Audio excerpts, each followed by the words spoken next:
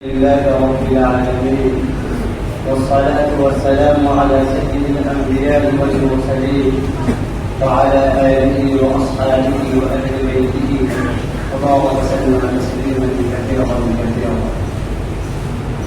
أما بعد فقد قال الله تبارك وتعالى في القرآن العزيز والفرقان الحميد: أعوذ بالله من الشيطان الرجيم، بسم الله الرحمن الرحيم.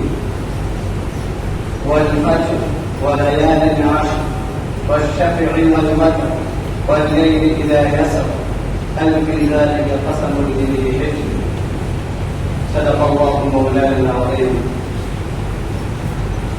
وقال النبي صلى الله عليه وسلم: صيام يوم عرفة إني أحتسب على الله أن يكفر سنة التي قبله وسنة التي بعده، أو كما قال عليه الصلاة والسلام. معزز محترم مسلم الرؤوس الكاملين وأساطيرين المسلمين الكرام، اللہ تبارک و تعالیٰ کا فضل اور احسان ہوا کہ انہوں نے ہمیں جمعہ کی نماز جمعیت کے ساتھ پڑھنے کا موقع فراہم کیا. میرے محترم بزرگ و دوستو، اللہ تبارک و تعالیٰ نے سال کے 12 مہینے بنائے ہیں اور ان مہینوں میں سے بعض مہینوں کو بعض پر فضیلتیں عطا فرمائی ہیں. ان فضیلت والے مہینوں میں سے ایک مہینہ ذی الحجہ کا مہینہ ہے. اشہر ذی الحجہ کے بڑی فضیلتیں احادیث میں آئی ہیں. تو آج 29 تاریخ ہے. اگر آج شب روزہ آ گیا تو کل سے 1 تاریخ مانی جائے گی. تو عشرہ ذی الحجہ 1 تاریخ سے لے کر کے 10 تاریخ تک اس کی بڑی فضیلتیں احادیث مبارکہ میں آئی ہیں. صحیح مسلم کی حدیث ہے اور دیگر احادیث میں بھی یہ بات آئی ہے کہ اللہ تبارک و تعالیٰ کو عبادت کے اعمال کسی دوسرے دن میں اتنے زیادہ محبوب نہیں ہیں جتنے ان 10 دنوں میں محبوب ہیں. خواہ وہ عبادت نفلی نماز ہو یا تصویر ہو یا صدقہ و خیرات ہو. اور ایک حدیث میں ہمارے نبی نے ارشاد فرمایا: اگر کوئی شخص عشرہ ذی الحجہ میں یعنی 1 ذی الحجہ سے لے کر کے 8 ذی الحجہ 9 ذی الحجہ کے الگ فضیلت، 1 ذی الحجہ سے لے کے 8 ذی الحجہ تک اگر کوئی شخص ایک روزہ رکھے تو یہ ایک روزہ ثواب کے اعتبار سے 1 سال کے روزوں کے ثواب کے برابر ہے. اگر کوئی شخص عشرہ ذی الحجہ میں ان ایام میں سے کوئی ایک دن اگر کوئی شخص روزہ رکھتا ہے تو یہ ایک روزہ ثواب کے اعتبار سے 1 سال کے روزوں کے برابر ہے. اور اگر کوئی شخص ان 10 راتوں میں ایک رات بھی عبادت کرتا ہے، حدیث میں یہ بات آئی ہے کہ عشرہ ذی الحجہ کی ہر رات کی عبادت لیلۃ القدر کی عبادت کے برابر ہے. یعنی ان راتوں میں اگر کسی شخص کو ایک رات کی عبادت کی توفیق مل گئی تو گویا اس کو لیلۃ القدر میں عبادت کی توفیق مل گئی. لیلۃ القدر کیا ہے؟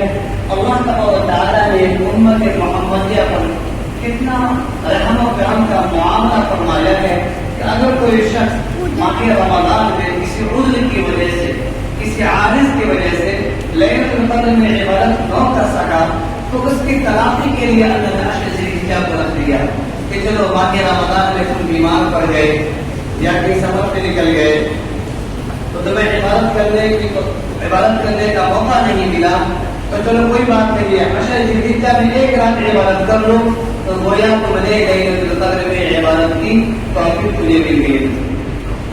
لیلۃ القدر کیا ہے؟ آسان مہینہ عبادت کرنے سے زیادہ ثواب ہے. تو عشر ذی الحجہ کو اللہ تعالیٰ نے اتنا بڑا مرتبہ عطا فرمایا ہے. تو گویا کہ یہ 10 دن اللہ تعالیٰ کی طرف سے اجر و انعام کی موسلا دھار بارش ہوئی.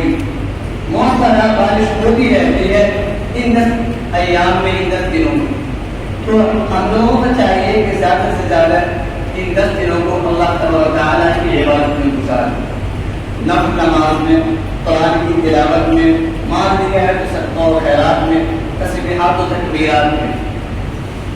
یہ تھوڑی سی فضیلت میں نے آپ کے سامنے بیان فرمایا عشر ذی الحجہ.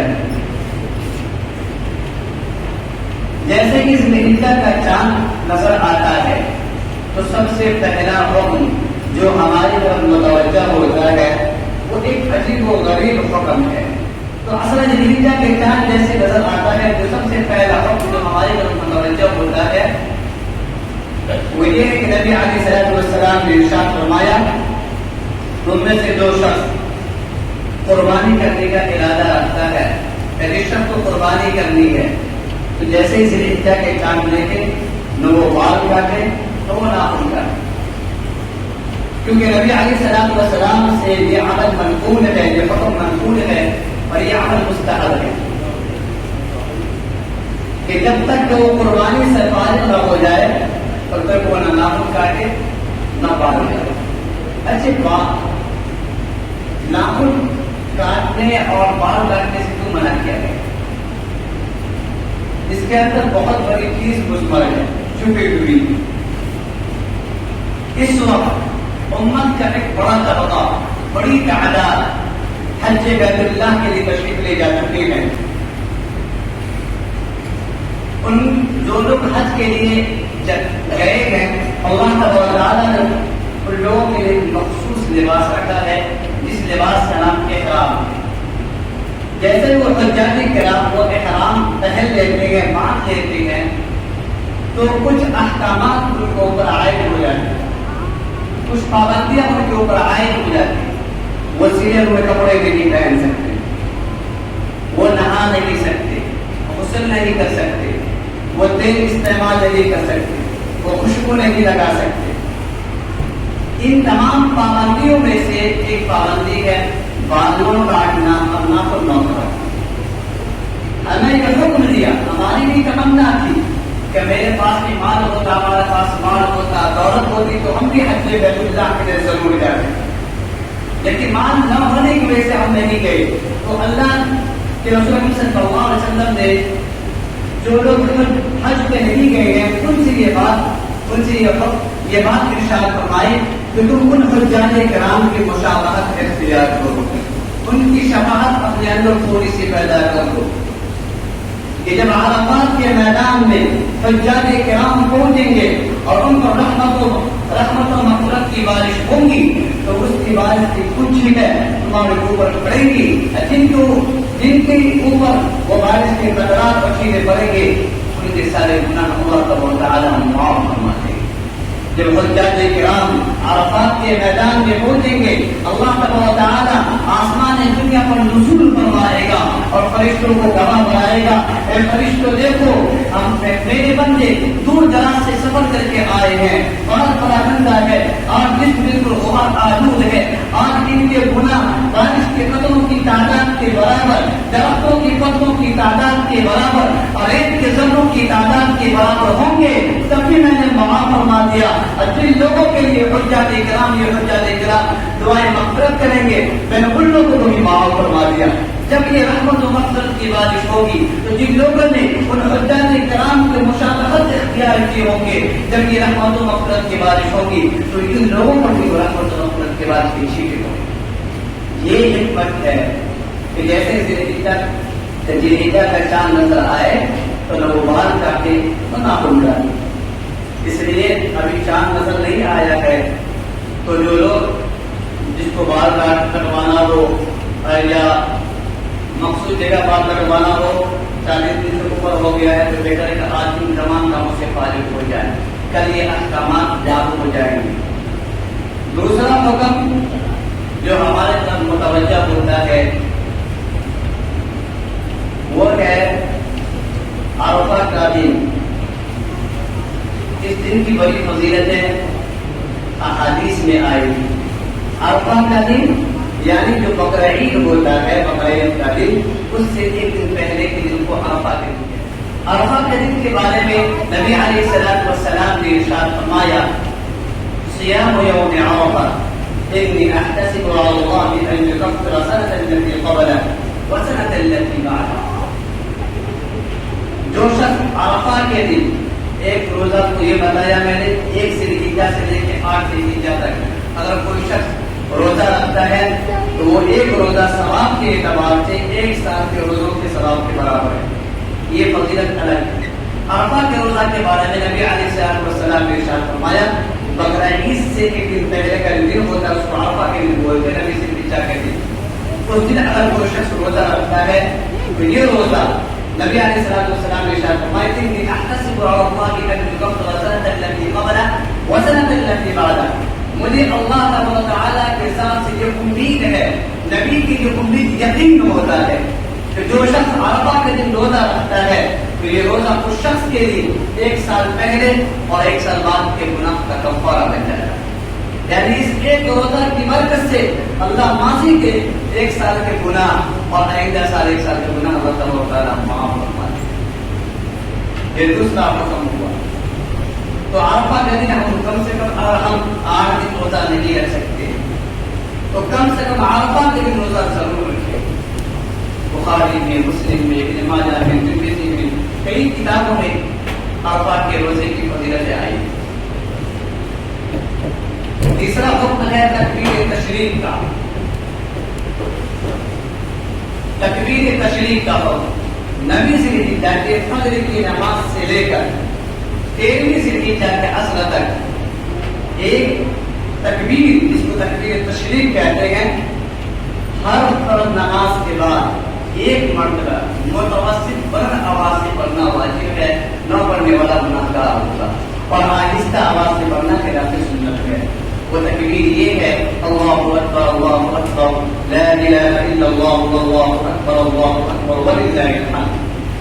نبی ذی الحجہ بقرہ عید سے ایک دن پہلے نبی ذی الحجہ کے فجر کی نماز سے لے کر 13ویں ذی الحجہ کے عصر تک تکبیر تشریق 1 مرتبہ متوسط بلند آواز سے ہر مرد اور عورت پر 1 مرتبہ کرانا واجب ہے. لیکن خواتین بلند آواز سے نہیں، آہستہ آواز سے پڑھیں. دیکھیں ہمارے یہاں خواتین اکثر نہیں پڑھتی ہیں، یا اکثر خواتین کی دعا یاد نہیں ہے، یا جن کو یاد ہے تو پڑھتی ہے تو بھول جاتی ہے. مسجد میں سب لوگ آ جاتے ہیں تو لوگ پڑھتے ہیں تو یاد آ جاتا ہے تو پڑھتے ہیں. تو علماء نے ایک بہترین سہل راستہ یہ بتایا ہے کہ ہر خواتین جہاں پر وہ نماز پڑھتی ہے یہ دعا پڑھ کر لکھ کر کے معلق کر دے سامنے. جب بھی نماز پڑھنے کے لیے جائے گا تو اس دعا کو اس کی نگاہ پڑے گی، جیسے سلام پڑے گی وہ دعا کو پڑھ لے گی. تکبیر تشریق بلند آواز سے پڑھنا ہے. مفتی شفیع عثمانی صاحب نور اللہ مرکزہ نے فرمایا کہ تکبیر تشریق رکھی اس لیے گئی ہے کہ شوکت اسلام کا مظاہرہ ہو.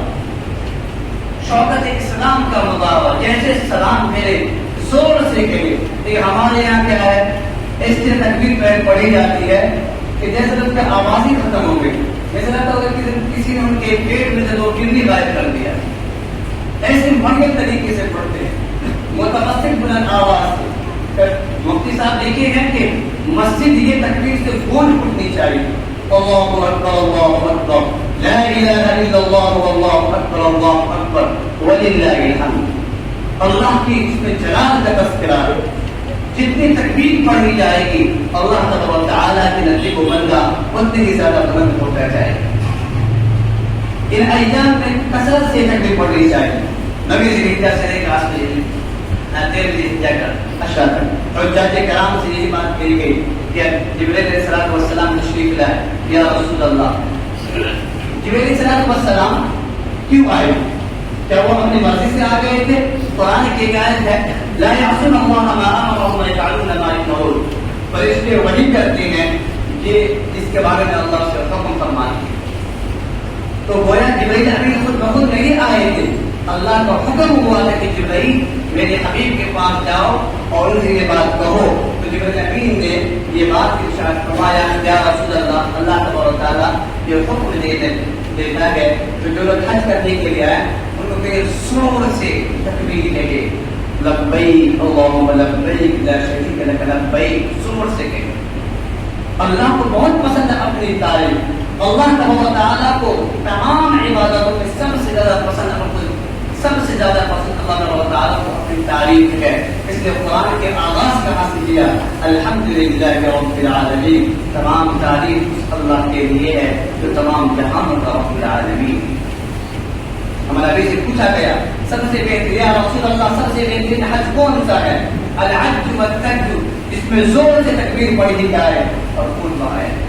تو تکبیر تشریق نبی ذی الحجہ کے پندرہ سے لے کر کے 13ویں ذی الحجہ کے آخر تک جاری ہوگی، تو کثرت سے بلند آواز سے متوسط بلند آواز سے ایک بار ضرور پڑھیں، ایک بار پڑھنا واجب ہے اور آہستہ آواز سے پڑھنا خلاف سنت ہے، نہ پڑھنے والا گناہگار ہوگا۔ چوتھا حکم جو ہمارے متوجہ ہوتا ہے وہ ہے قربانی کا، یعنی 10ویں ذی الحجہ کے دن اللہ تعالیٰ کو سب سے زیادہ پسند عمل تہجد سے بھی، تبلیغ سے بھی، تدریس سے بھی، اور قرآن کی تلاوت بھی، تمام عبادت سب سے زیادہ پسند اللہ تبارک و تعالیٰ کو یوم النحر کے دن کوئی عمل پسند ہے تو وہ خون بہانا ہے۔